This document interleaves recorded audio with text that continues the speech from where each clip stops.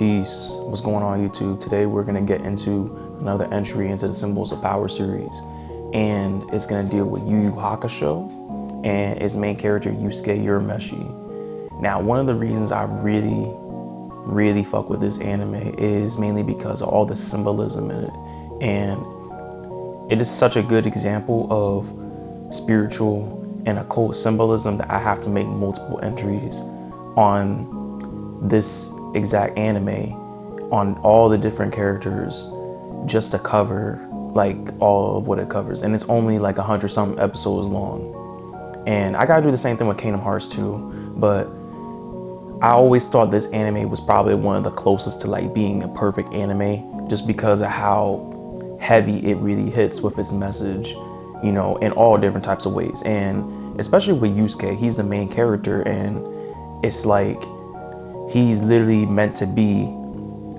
you know what I'm saying? And when I talk about the symbols of power, you know, every time you look at a character, you always want to look at it through the lens of yourself.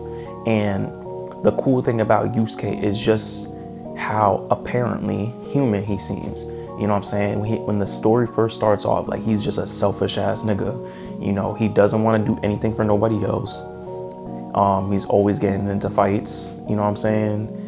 And he's just a whole menace. But it's like,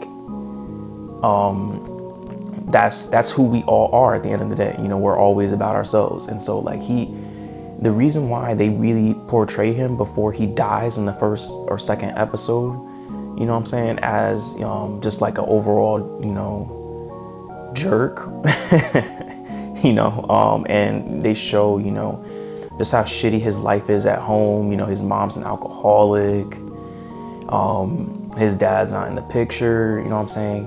All these things are really just to humanize him and show him, basically show you just in the first couple episodes just how crazy the human experience really is, you know, just how deep it really goes. And they want to make that correlation between him and you as a watcher, you know what I'm saying, as the consumer.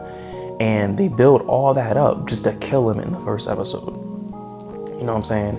And he does it by, you know, committing a selfless act. He saves a child from dying in a car accident. So, but he dies instead, pushing him out the way. And so I always liked that, because now he's starting to realize just how much he's wasted his life. And, you know, once he goes into the astral world or the spirit world, you know what I'm saying, he meets Botan, the Grim Reaper, you know what I'm saying, he starts to really understand what life is about. And now that he knows that there's a life after death, he really understands that he has to do something, he has to make the most out of his life. You know what I'm saying? Even the people that he didn't really fuck with cared about him. And that was just telling him that, yo, you have a mission here still, you have a greater purpose here still. And now I feel like that was the reason why he wanted to come back, is more so that he knows he had unrealized potential, you know. And he was told that, you know what I'm saying, by I forgot his name, it was King Yama's son. So he was told that by him. He was told that, you know, multiple ways. And like, that was really key in him making a step forward for himself. And I think we can all relate to that, you know. We can all relate to that by really taking the time to really understand that our lives are short. You know what I'm saying? And a lot of people that have near-death experiences, they really come back. And when they come back, you know, they have their spiritual powers awakened. And so having those spiritual powers awakened, and it allows them to see life through another dimension, you know, to really live their life with a purpose. You know, a lot of people that come back, that they die and they come back, you know, to the same body, they're not living their lives the same way that they lived it before. They don't have the same fears. They don't have that fear of death, because they know what's coming next, or they have an idea of what's coming next. And so they don't waste their time. And it's what really frees their mind up to really be a sponge for spiritual information, to really be a sponge and really be a tool, you know, a mechanism for spiritual light and information moving through them.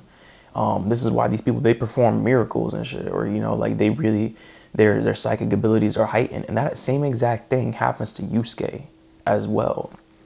He learns how to use his spirit powers in the spirit world. They train him up real quick to a certain degree, and then when he comes back, that's when and it's like, I think it's like a couple episodes, this nigga comes back, and like he basically has superpowers, or he's able to use his spirit powers in the human world, just at the cost of energy, you know what I'm saying?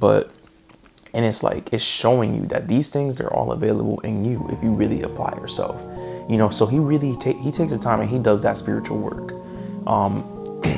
And you can take the time and you can do a spiritual work too, and you can get the same results. That's why books like Cyclomancy exist. That's why books like The Magician exist. These books were given to me by my teachers, and that's why I'm giving them to you, so you can use them for your benefit too. All spiritual powers, they're in your control. Any book dealing with empath shit too, that'll heighten your sensitivity to psychic information, your sensitivity to emotional information around you. That's why I made videos before talking about empath and psychic abilities, because if you can strengthen yourself in all areas, then you'll really have an edge going forward, into whatever you choose to do. So, and the cool thing about Yusuke is that after he comes back, after he gains his body back, and then, obviously the main story of the anime continues, he doesn't stop playing, the bar keeps getting raised. He has to keep gaining spiritual power. He has to keep developing himself. And there's more that I could really go in depth, but this is like a brief overview, just because Yu Yu Hakusho is such an in-depth show, that I had to take my time breaking down. But but for a quick overview of Yusuke, he discovers more about himself in the process, and that's what really allows him to grow, being challenged at every corner by spiritually, because he understands, he learns that there's a bigger world than what he thought was there before. Different beings, different spirits, there's demons, all different types of shit, and all of these things are forcing him to grow. And then towards the end of the story, he really learns more about himself, especially being challenged by powerful people like Sensui, Tagoro, them niggas was powerful, bro, and what they stood for, who they were and what they were. In a way, they were like mirror images of him if he took different paths, and especially the Chapter Black's saga too, because that shit was fire. And like, we had to really understand, when it comes to us and our spiritual journey, we have to look at ourselves and just really understand that this is really all about us. Your life is really all about you, but it's at the same time, it's not about you, it's about your work. And so he had the right idea before he died, being selfish, but it was just the fact that he was too selfish, if that makes any sense. So him dying was a way of redirection by his spirit to really be like, hey, get your shit together, and then he goes on this whole journey throughout the whole story. And you see this exact same thing play out in different stories. Like I said in the Naruto video, something happens to Naruto, then he goes on the journey. There's always that origin story for the hero, that trigger for the hero. And what's funny, a lot of these characters, and especially in anime, they have that missing father thing. That missing father thing is, or that redeeming the father thing, whatever the case may be. Like I said, that is an Osirian reference, where Horus redeems his father, who was killed by his uncle or his brother. Depending on which part of the mythology you're reading, Set is either Osiris's brother or he's also his son. So, but he kills him, and Horus is left to go, revive his father from the underworld, this, that, and the other. And that's why they always have this same archetype in these animes and these TV shows. The main character is, his father's missing, whatever case may be. It's mainly because of that. It's tapping into that archetype energy of the hero, redeeming his father, especially in these in those like karate or fighting movies, you know what I'm saying? Like they have that shit in there too. So what you can really take away from Yusuke, and just a brief overview too, because I'm gonna go more in depth on him. But obviously the more in depth I go, the more spoilers there's gonna be. So if you haven't watched the show, you better get on it. You better get on it, because I'm not gonna waste no time. You know what I'm saying? I'm not gonna waste any time, but really get on it, because the same spiritual powers that he gains is something that you could gain if you really put in the work and the effort. And what really pushes him forward too, also, is just his attitude. You know what I'm saying? He's a really spunky kind of guy. You know what I'm saying? He just does what he does. He marches to the beat of his own drum. And it's like, that's also the mindset that you want to have going into this. You don't want to have like too serious of a mindset. You just want to have a mindset that fits you, and that'll really carry you forward in your spiritual journey further than trying to be someone you're not. You know what I mean? And that really gives him the power and the strength, and everything seems to align for him. He gets the girl, he gets the powers, and he's able to save the people that he cares about. That really, and it's like, he's not necessarily the perfect protagonist either. Like, he's not no prodigy. It's like almost every few episodes he finds out that he's like, damn, like I really thought I was up there, but I'm not really up there. I'm not really that strong. I don't know as much as I thought I knew. Whatever the case may be, somebody's always there to whoop his ass, and that's such a good thing for him, because it just keeps him growing. And it's like that same thing applies to you, because at every turn, especially in your spiritual journey, at every turn you're gonna find something that really challenges you, that's kicking you in the ass, and you have to really understand the lessons that come with it.